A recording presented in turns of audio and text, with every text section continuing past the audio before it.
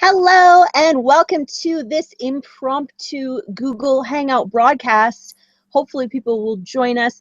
I'm your host, Marie Benard, and we're joined today by Mariana Cooper, and she is an internationally acclaimed intuitive life strategist and host of the Aha Moments radio show and the Aha Moments World Telesummits. She has an MBA and a bachelor's degree in psychology, and Mariana is also a certified third-generation intuitive and channel who has helped thousands of clients through private mentorship and readings, dynamic workshops, and a huge range of audio and video courses. And you can see more information about her at www.theahaway.com, and I'll post a link to that in the description below when we're done this broadcast. Welcome to the show, Mariana.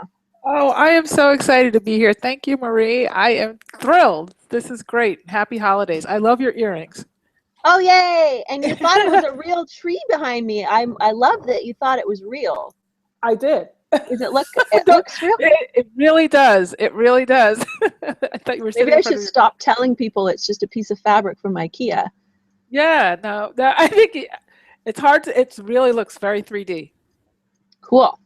I love it. Okay. Well, we are here because we were chatting on Facebook, and I had just done a video about loneliness over the holidays and people struggling with feeling like empty and alone. And so we were talking about Facebook, and then now here we are magically. Yeah.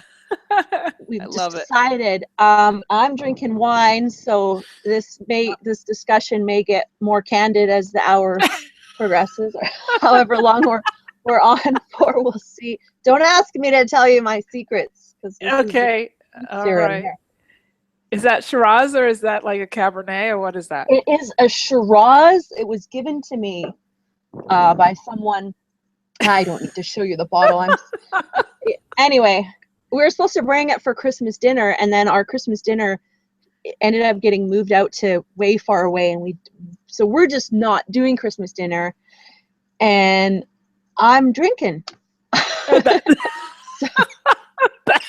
That's great. That's awesome. I love it. I think it's so important during the holidays. That actually is a great segue, because I think it is super important during the holidays to recognize that there are, when we're talking about sadness during the holidays, loneliness, and all those different, like, stresses during the holidays, that one of the biggest reasons why we have stresses is because there's certain traditions there's two levels of traditions that we're trying to always map to. One is our family, like many of us have very strong holiday traditions. And then there's also society. Like if there's ever a holiday that people have an idea of what it's supposed to look like, it's Christmas. It's just more than any of the other holidays during December, Hanukkah, Kwanzaa, and all the other things.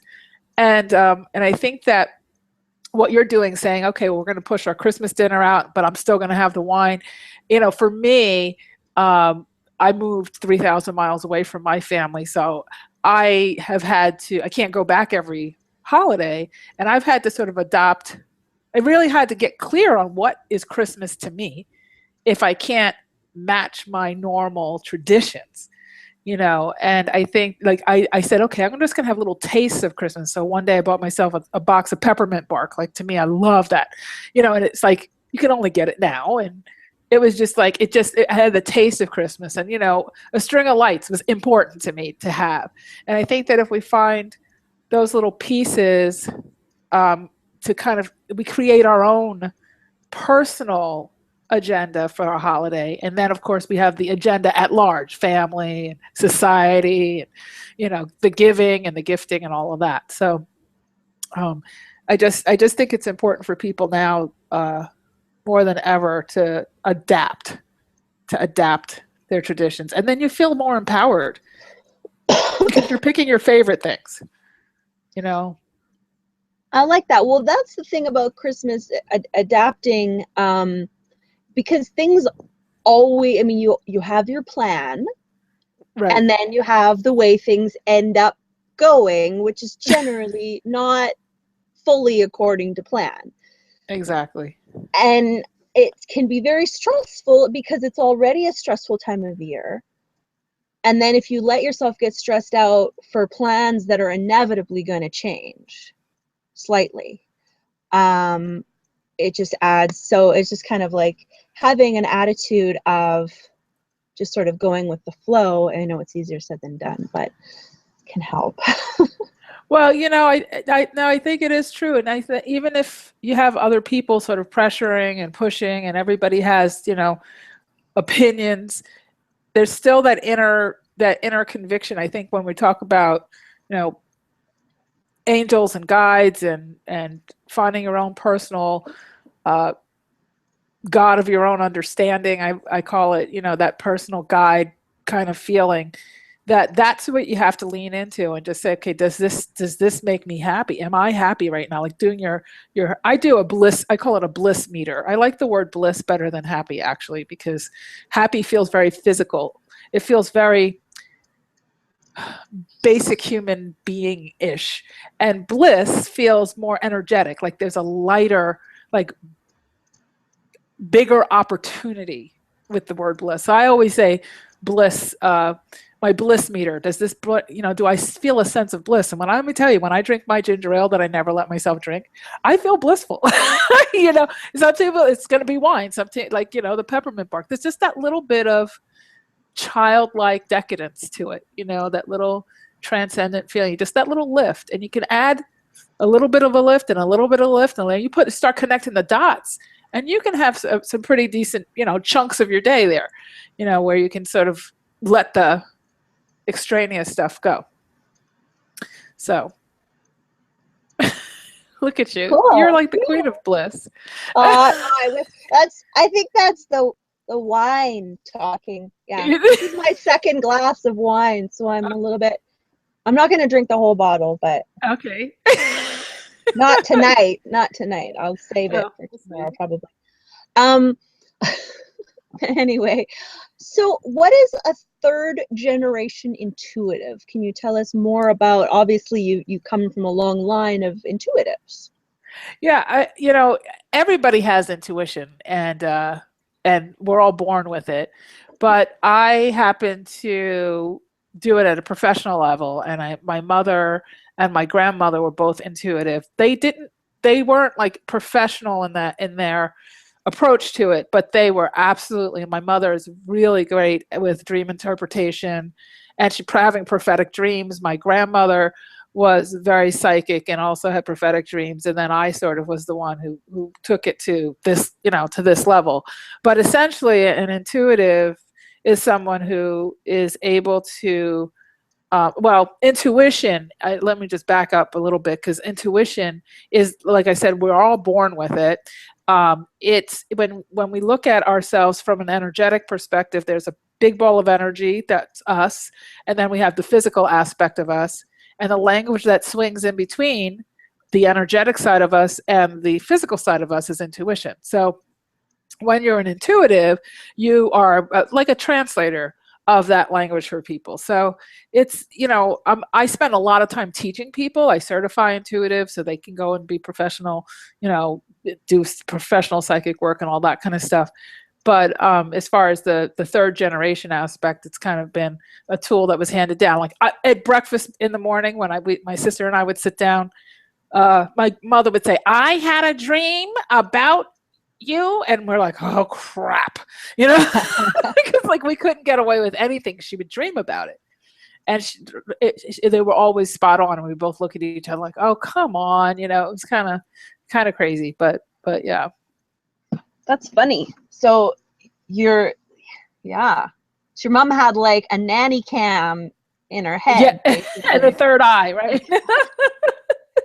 Yeah, it's pretty, as a little kid, it was, you weren't too crazy about it, but as a teenager, it got a little hairy when you were trying to do stuff. You had boyfriends and everything else, and she's having dreams about everything, and then coming after you like she saw it in person. It's like, whoa. And she could tell the look on your face if you were, that's one thing. You never lie to an intuitive. Like it doesn't, people forget what I do. And I'm like, why would you lie? Like, like when you're going to date someone, like if you say I'm a third generation intuitive, that's what I do for a living. And then they're going to, but so you probably don't want to lie to me because, I'm probably going to know. So but maybe they don't believe it because yeah, go ahead.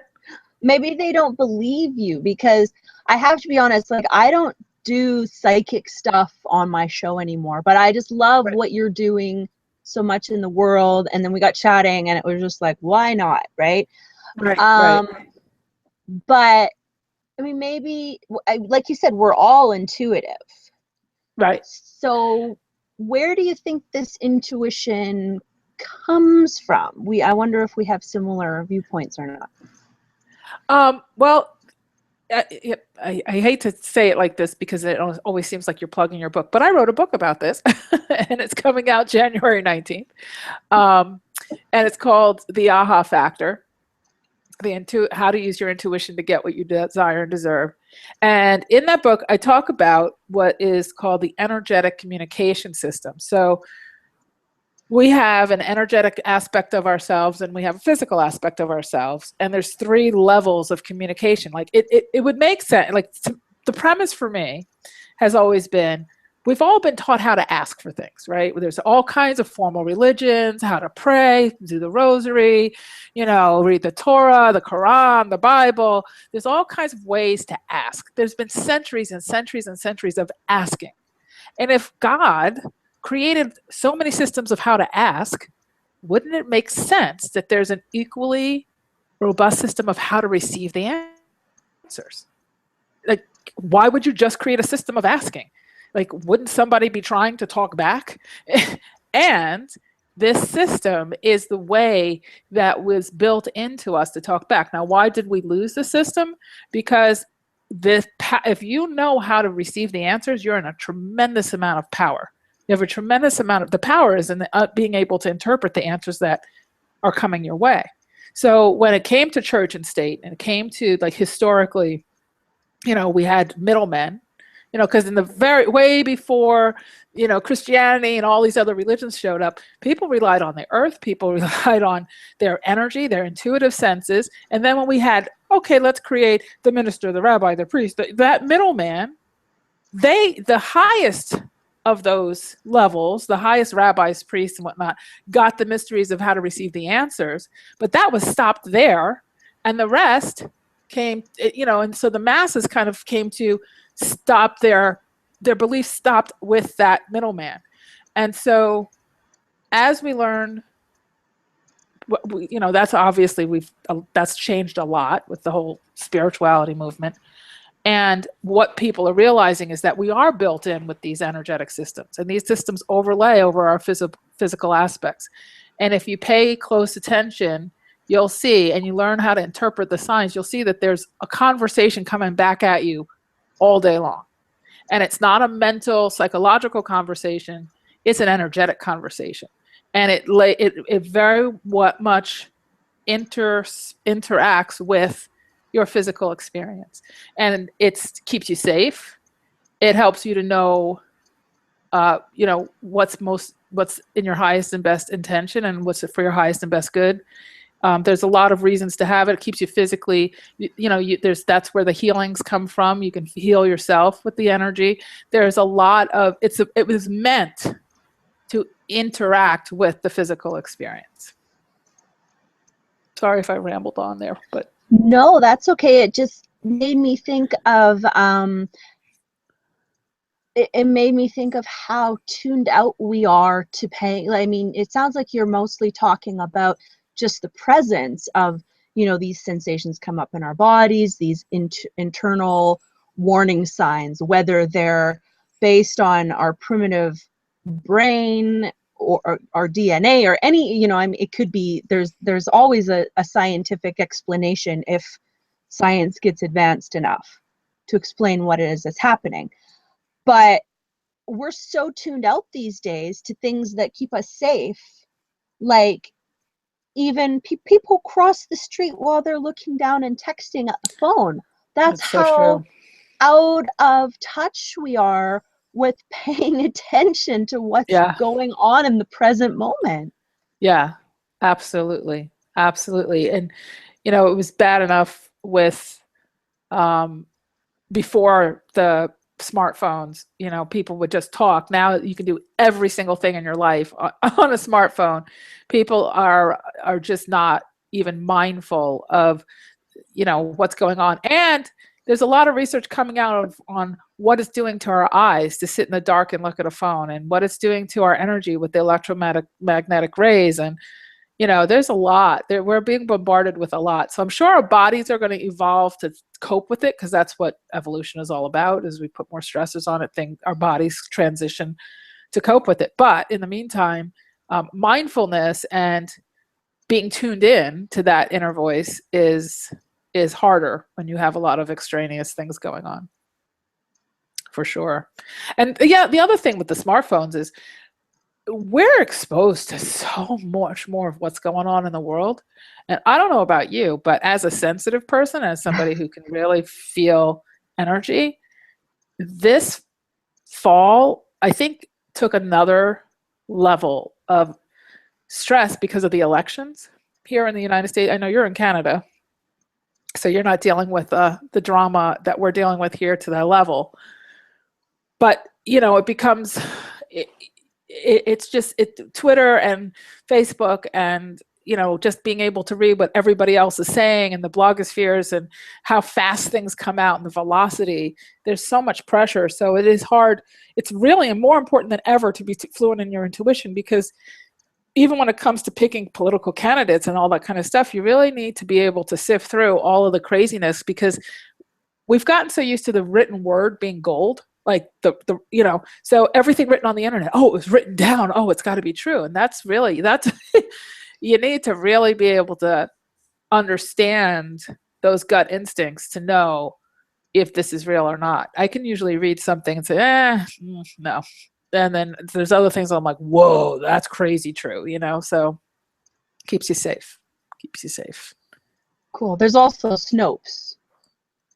Snopes? Snopes.com. Yeah. See if it's actually a real thing, or before you post it on Facebook, check your facts. Well, let's talk about sorry, the wine is making me yawn. Oh gosh, it's so funny. I gotta get it out. Christopher Papadopoulos says the yawning is like an energetic. It's good. He said it's good. So, because I yawned when we did a meditation, so yawning is healthy. It's good for you. Yes. Yeah, it takes in big chunks of oxygen. Yep. Yeah. So, but you are doing this special of angelic readings. So let's talk a bit about that. What's that all about? Well, I've been doing readings, like psychic I call it intuitive readings. So gosh, since I don't want to date myself, but like 1988, like a long time, done thousands of readings. Excuse me. I was certified with Dr. Doreen Virtue about 11 years ago. So I've been on her team for a very long time. And as I was certified as an angel therapy practitioner and as an advanced medium. So I'm well versed in both.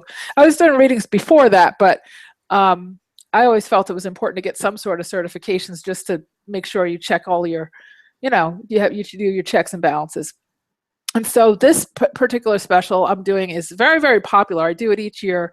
It's for now, it's going to be the 2016 Angel Messages Outlook readings. And what we do is we tune into each person's angelic beings that are around them, and we get their first what angels are with them, and what angels really support them, what the messages they have, and then the person gets to ask whatever questions they have. And it's interesting because when in these readings, they're not like gypsy. I call them gypsy psychic readings. There's a lot of different levels of quality when it comes to intuitive work, and so this is not give me my lottery numbers and people can say, is he going to text me? Is he not going to text me? You can ask whatever questions you want. But what really makes more sense with these types of readings is to really look at your life at large. And that's what these Outlook sessions are for, is kind of twofold. One is to look at the higher level of what is it, why are some of these patterns that happen? We all have our patterns. why are some of these patterns actually happening in your life? And the angels go straight, like stealth bombers, like straight to the root. I mean, always. And they answer a whole lot of questions before people even start asking their questions. And then there's a lot of themes that come up. Sometimes people come in, they're asking about love, but the real issue is career, because love is part of a reward structure in your life, whereas your infrastructure, your career is part of your own personal infrastructure, like what makes you the whole person. And then love is part of the reward structure. When you're whole and you have all four legs of your table, and then that other person is whole and they have all four legs of their table, then the relationship is kind of like the reward part for being whole among, within yourself. So a lot of times when you get into these readings and people say, well, I want to, why this relationship isn't working, and what is this, and what, the angels might go straight to your career, which most people don't want to hear about because it's a lot more work and they're more worried about, having another person and all that. And so it's a very interesting, powerful session. They're 30 minutes and they're done by phone or Skype. And the second half of the session is devoted to the person's specific questions. Now, what's interesting about this particular set of readings is two things. One is I do them here in La Jolla, California, right by the ocean. So the energy is off the charts because I sit on the cliffs right over it's really amazing the difference of doing sessions here in La Jolla on the cliffs as per, by comparison to what I was doing when I was back in New Jersey, sitting at the park. It's just a totally different level of energy.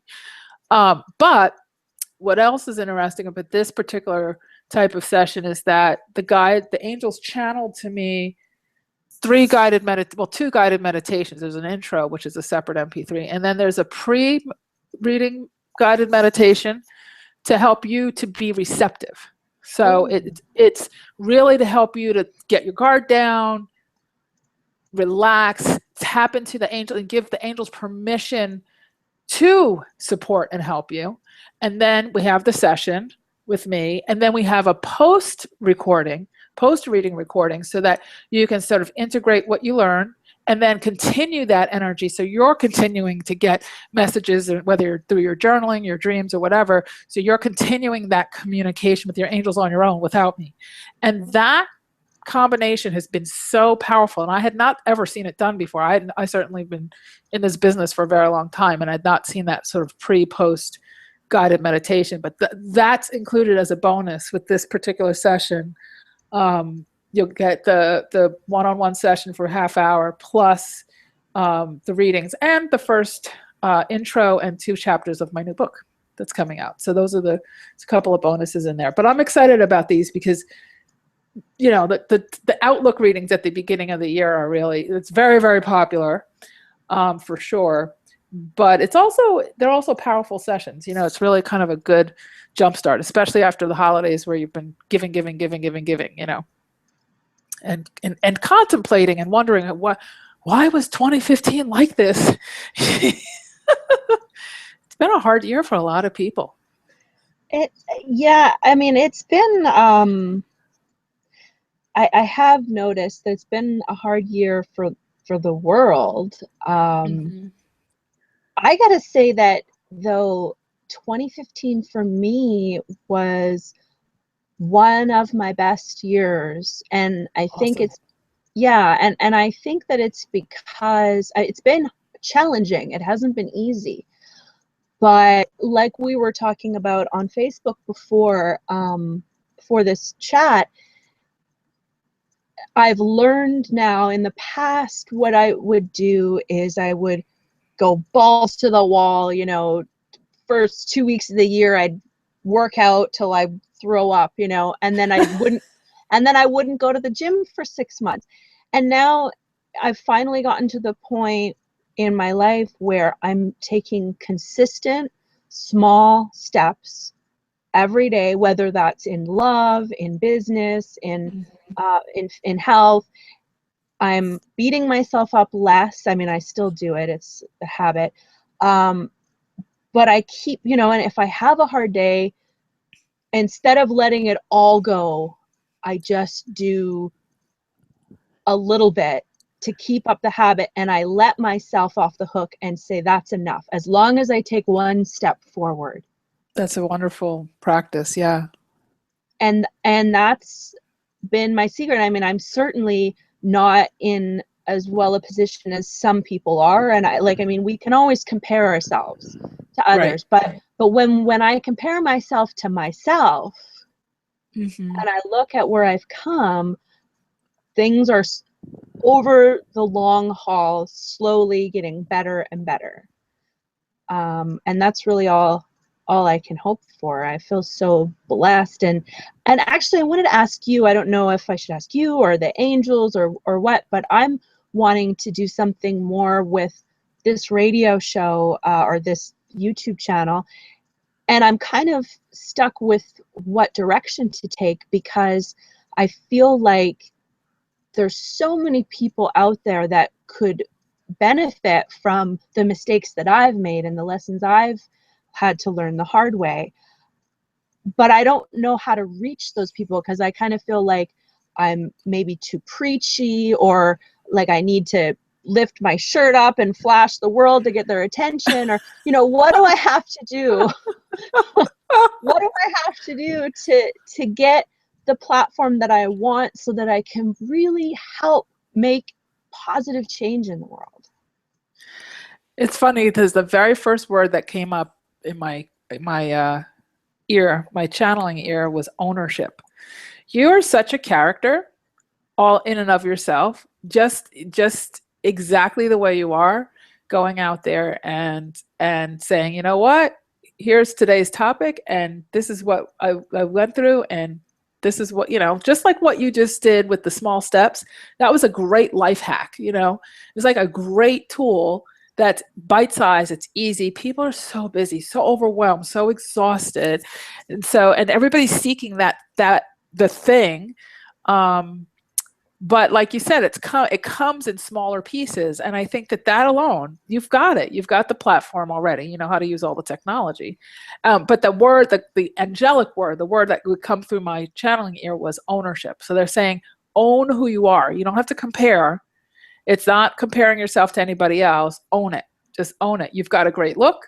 You've got, you know, you're very, you know, you have your kind of personality, and just own it. And you have a big heart, and that's what people feel. That's exactly what people feel. They also saying, they're saying, stop comparing yourself, but have a small circle of people that you trust. That's the big message. Is just because a lot of times when you're kind of in your own little laboratory, which I know I get into, and you know, this holiday with this promotion, I've reached out to way more people than I normally would. I'm usually just, you know, letting my list know about it and everything. And this time I reached out to my whole community of, you know, colleagues and stuff, and everybody's been so fun and gracious. And, you know, as we talk, because we're all so in our little silos, you know, we're all like in our little laboratories, like trying to cook up the next thing that's going to like, you know, change the world. And when I talk to, like, you know, 6 gals this week, it's like, wow, look at where we're all at. And we're like, all of a sudden this little promotion is blossoming into, oh, and let's do this. And oh, let's get on a hangout like we did tonight.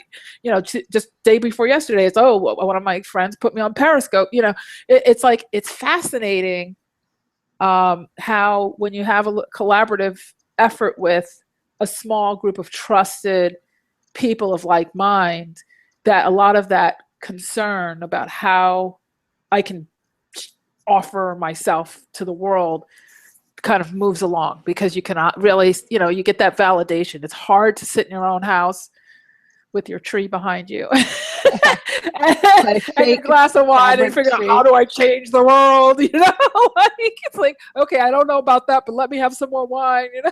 Yeah. I think if I drank more wine, I'd probably have more answers. Well, I think just the wine and the tree and the, you know, the little earrings and the whole thing, I think the whole thing works for sure. Yeah. Do those ring? Can you ring your bells? Oh, I wish. No. Oh my gosh. There was a woman at work the other day. On the weekends, I work as a concierge in a high-end condo building. And this woman comes out. First of all, I hear like sleigh bells. Ching, ching, ching, ching, ching, ching. And I'm like, what is that? Is that Santa Claus? And she comes out in these like 6-inch red velvet heels with like a little ankle strap with golden jingle bells on That's her amazing. freaking shoes, and they were fabulous. You were leaping over your desk, right? I was like, oh my gosh. Yeah. Oh, and then she's running out the door to catch her friends. Jingle, jingle, jingle, jingle. It was so great. I wish that would be great. You know, those they make like round pendants that have those really special jingles in them. That would be cool. Yeah. Very, very cool. Very cute. But I think, you know, as far as I think that I don't think you have to worry about who you need to be.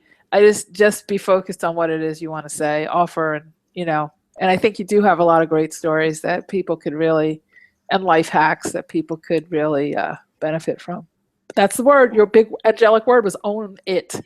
Ownership. Own it. Well, that's, I guess I do compare myself to these like people on YouTube who have 1 million subscribers, and I'm like, how is it that, and they're, you know, like doing all this crazy drama stuff, and not all of them, but the ones that I've noticed, and I just kind of feel like this, I'm kind of giving out this information of like, here's what I've learned, and this is how I think you should live your life, and I don't know if that's really working, or serving anyone. I don't know. Well, I think when it comes to the big stars on YouTube, and I've seen actually one of the gals, I have a friend who's like an overnight sensation on YouTube. Cool. And she has like 5 million hits on one of her videos. Like she went from like nothing to 5 million. She like in a nanosecond. And I watched her numbers go up from like 200 all the way up to that 5 million mark in like 3 weeks or 4 weeks or whatever it was. And, you know, the true like hit the lottery, go viral story, you know. And I think what you have to do, and this is my marketing hack coming on, but I think what you have to do is be willing to be hated by people. You have to be willing to be loved by people and hated by people, because you have to polarize.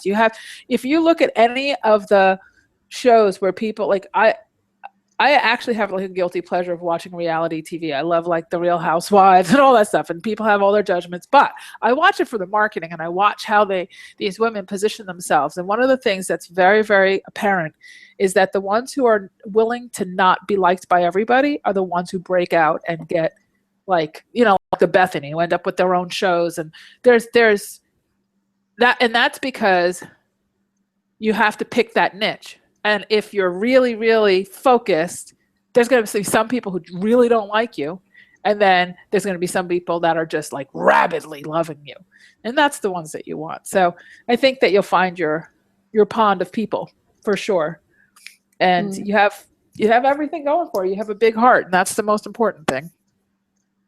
Thanks. Yeah, I noticed today I posted, I don't know if you saw that picture of moonshine. I have not been drinking all day, I swear to you. But there was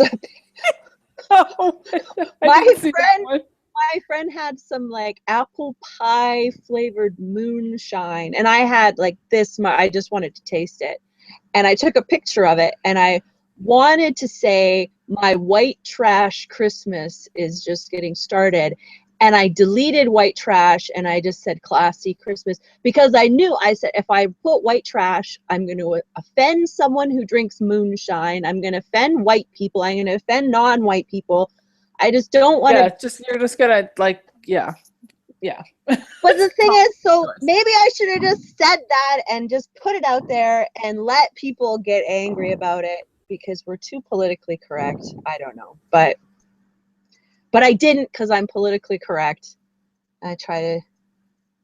Well, I mean, there's a difference between polarizing. It depends. It depends, again, on who, when you look at yourself, who are you? And if that's who you are, then so be it. Then that's who you are. I mean, look at Honey Boo Boo. Look at, you know, there's a lot. I mean, there's a lot of people, you know, there's a lot of, look at her mother, June, and all those, whatever those people, you know, look at there's all kinds of characters, right? So that character, look at Howard Stern. There's that character. But if that character isn't your true essence, if that's not really within the true essence of who you are, then it's probably not the route, you know.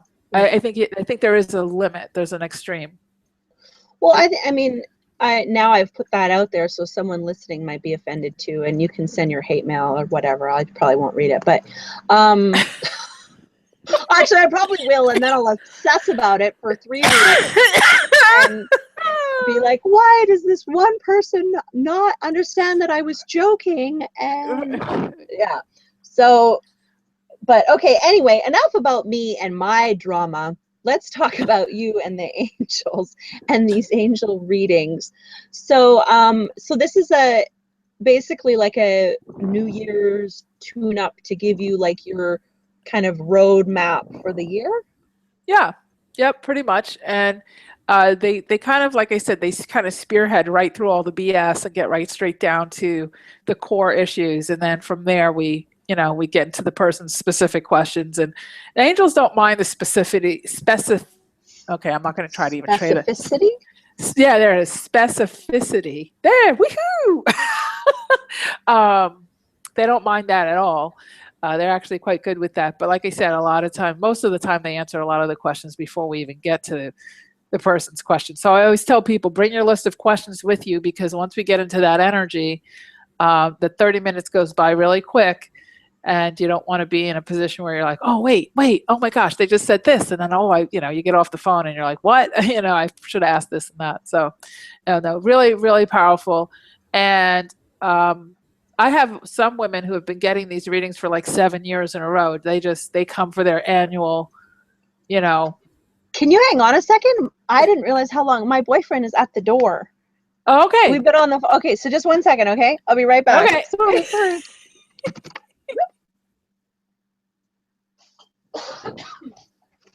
She's so funny.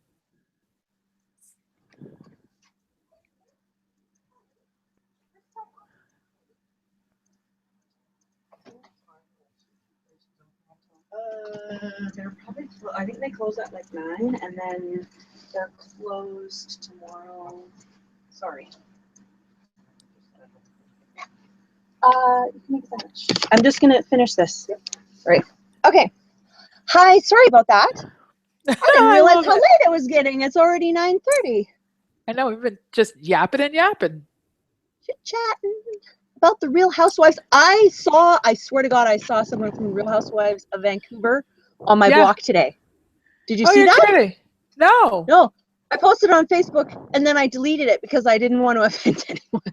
Oh gosh. What, that you saw at Real Housewives?